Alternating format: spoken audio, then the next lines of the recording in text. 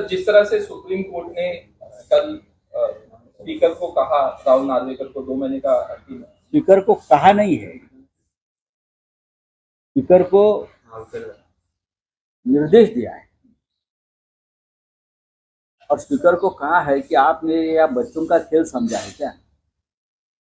सर्वोच्च न्यायालय supreme court को आप क्या समझ रहे हो? कितना टाइम आप लेना चाहते हो? ये बच्चों का खेल नहीं है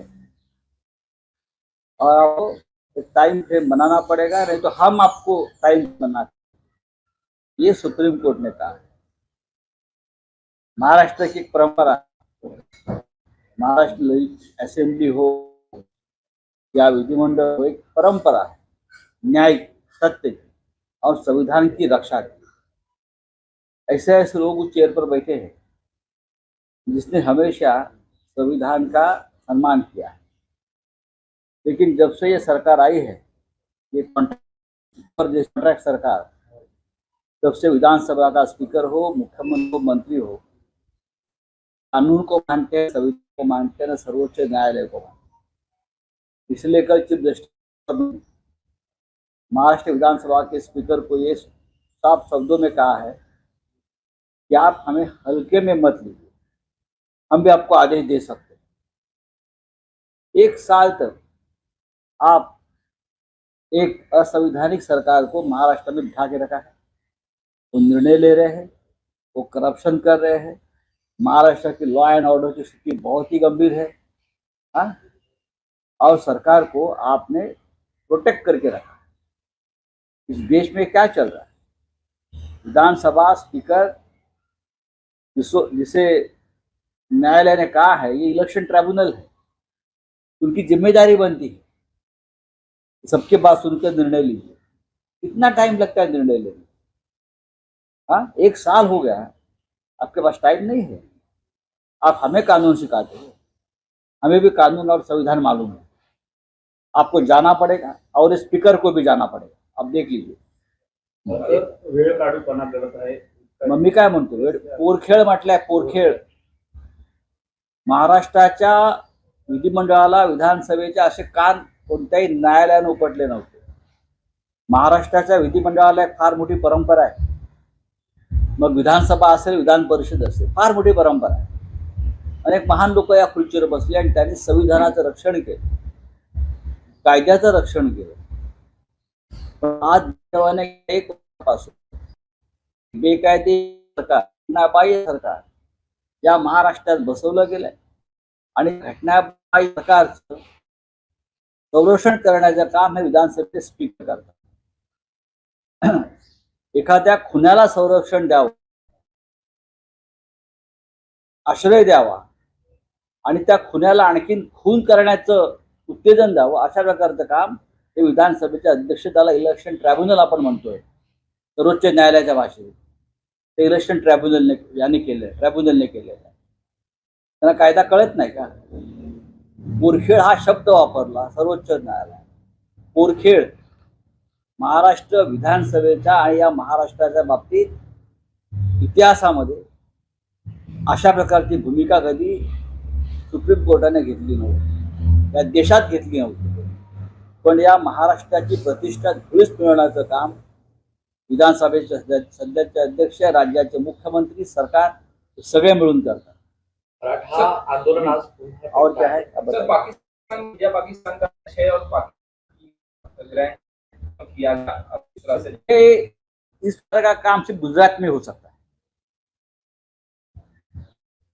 प्रधानमंत्री नवाज शरीफ के जाकर बैठके के काट सकते हैं, या पाकिस्तान की टीम आकर गुजरात में उनका इतना भव्य स्वागत हो सकता है।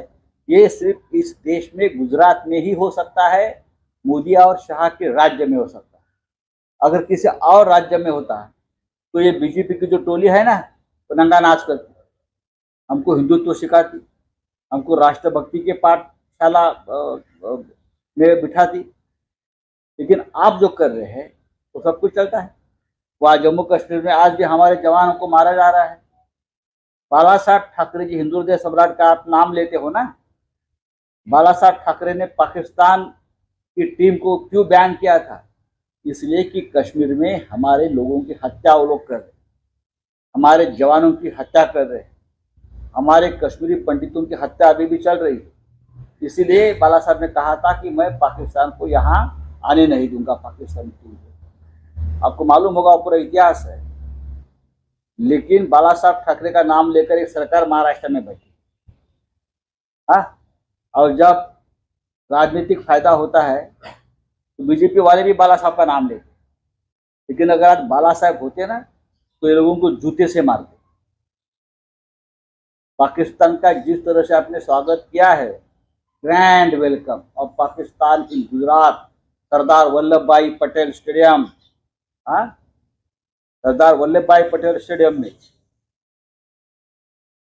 हमें शर्म आती है। सर, ज्या पद्धतीचं ग्रँड वेलकम झालं पाकिस्तानचं, कसं पाहताय? हे फक्त गुजरातमध्येच होऊ शकतं सध्याच्या काळात. महाराष्ट्रात किंवा देशाच्या अन्य भागात जरी कोणी केलं असतं तर हे बीजेपी वाले कपडे काढून आमच्या विरोधात नाचले असते, आम्हाला हिंदुत्व शिकवलं असतं, आम्हाला राष्ट्रभक्तीचे धडे दिले असते. हा, पाकिस्तान कसा देशाचा शत्रू आहे आणि आम्ही कसं त्यांचं स्वागत केलं इतर लोकांनी, त्याच्यावर त्याने एक शाळा घेतली असती त्यांच्या प्रवक्त्याने संपूर्ण चॅनलवर. पण आज गुजरातमध्ये ज्या पद्धतीचं भव्य स्वागत पाकिस्तानचं एखाद्या योद्ध्याप्रमाणे करण्यात आलं ते पाहता मला असं वाटतंय की भारतीय जनता पक्षानं आणि त्याच्या गुजरातच्या सरकारनं हिंदुत्व आणि लाज लज्जा गुंडाळून ठेवलेली आहे.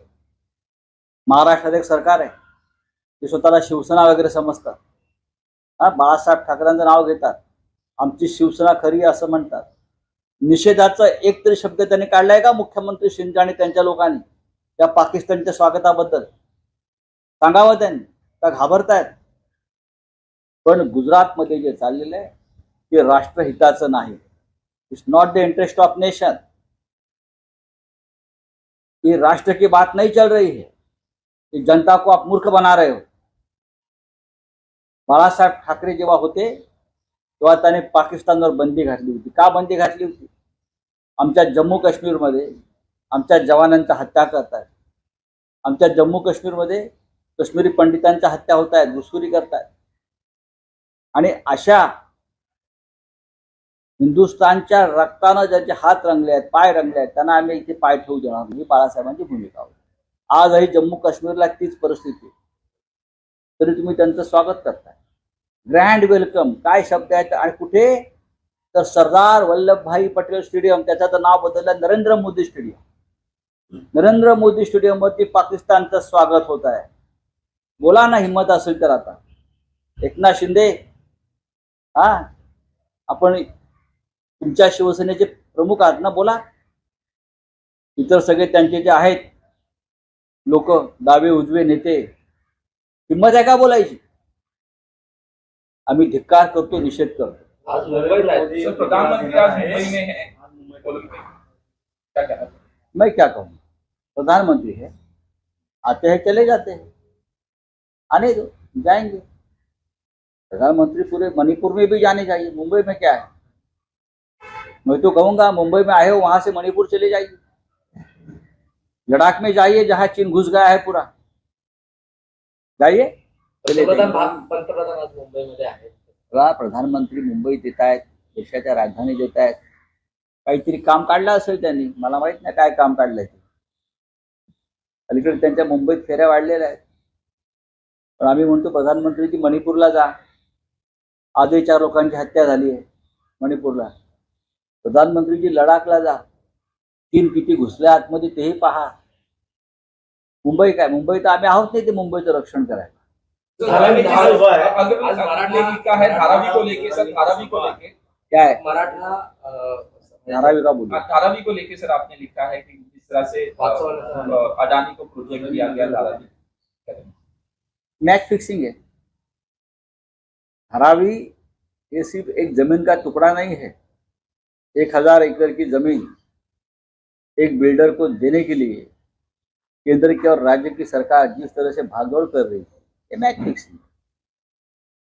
धारावी के लोगों को घर मिलना चाहिए, लेकिन धारावी में सिर्फ झोपड़े नहीं है. धारावी में आपने देखा होगा बहुत बड़े मात्रा में छोटे छोटे उद्योग है। हाँ, लेदर इंडस्ट्री है, वहाँ लोहार है, मिट्टी के बर्तन बनते हैं, उनके उद्योग है, वहाँ के उद्योग है, गारमेंट उद्योग, वहाँ और भी छोटे छोटे लघु उद्योग है। हमारा कहना है उद्धव ठाकरे साहब का, ये उनके उद्योग भी वहाँ रहने चाहिए, उनके लिए अलग से एक इंडस्ट्रियल स्टेट बनानी चाहिए।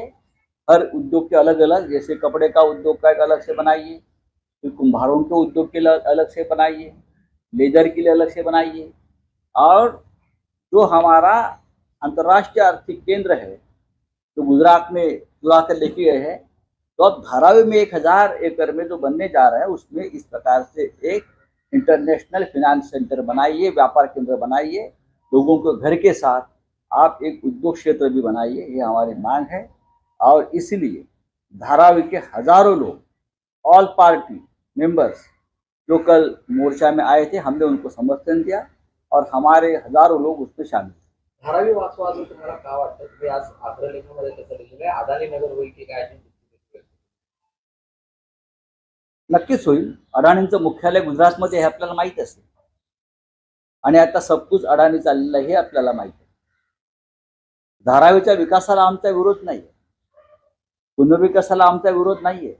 धारावीतील झोपडपट्टीतल्या लोकांना घर मिळायलाच पाहिजे. त्याचबरोबर धारावीमध्ये फक्त झोपड्या नाही आहेत, तर त्या प्रत्येक झोपडीमध्ये एक लहानसा उद्योग आहे. गारमेंट असेल, कपड्याचा असेल, कुंभारांचं तिथे एक वेगवेगळं आहे, कुंभारकाम करणारे लोक मोठ्या प्रमाणात आहेत. त्यानंतर चर्मकार समाजाचा म्हणजे लेदर उद्योग तिकडे मोठ्या प्रमाणात आहे.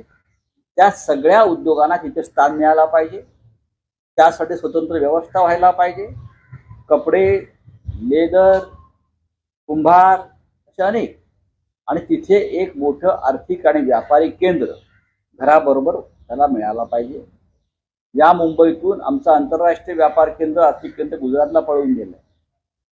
बीकेसीची 10 एकरची जमीन, त्याच्यापेक्षा जास्त जमीन ही बुलेट ट्रेनने गेलेली. अशा वेळेला धारावीमध्ये जर हे उभं राहणार असेल सगळं, तर तिथे आमचं एक फार मोठं मुंबईतलं आर्थिक व्यापारी केंद्र उभं राहील. त्याचबरोबर धारावीतल्या 10 लाख लोकांना, बरं का, पात्र वगैरे हे भांडीत न पडता त्यांना घरं मिळाली पाहिजे. आणि एकदाच त्या धारावीचा पुनर्विकास, 1000 एकरचा भूखंड आहे, लक्षात घ्या. धारावीकरांची मागणी हा विकास सरकारनं करावा. जे अडाणीला भूखंड दिलेला आहे 1000 कोटीचा मॅच फिक्सिंग करून, धारावीकरांची मागणी हा विकास सरकारनं करावा, सरकारला पैसे मिळतील. हा सगळा पैसा शेवटी गुजरातला जाणार, तो महाराष्ट्रात राहावा, ही सगळ्यांची मागणी, आणि यात काय चुकीचं असं मला वाटत नाही. सरकार म्हणते सरकार आपल्या दारी, मात्र अदानी त्या ठिकाणी पोहोचले असं. सरकार अडाणींच्या दारी,